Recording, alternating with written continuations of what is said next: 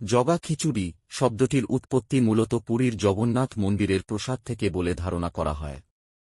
মন্দিরের ভক্তদের জন্য নিত্যদিন চাল, ডাল ও সবজির মিশ্রণে যে খিচুড়ি রান্না করা হতো, তা লোকমুখে সংক্ষেপে জগা খিচুড়ি বা জগন্নাথের খিচুড়ি নামে পরিচিত হয়। বর্তমানে এর অর্থ তালগোল পাকানো বা বিশৃঙ্খল অবস্থা।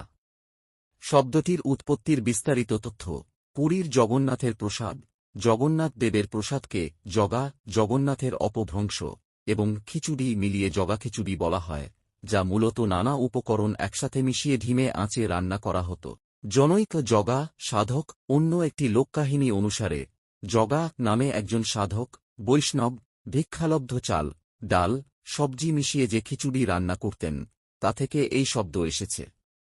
অর্থের পরিবর্তন: আক্ষরিক অর্থে এটি বিবিধ তরিতরকারি মিশিয়ে রাঁধা খাবার হলেও বর্তমানে বিভিন্ন বিসদৃশ বস্তুর সংমিশ্রণ বা তালগোল পাকানো বা গোলমাল বোঝাতে এই প্রবাদটি ব্যবহৃত হয়।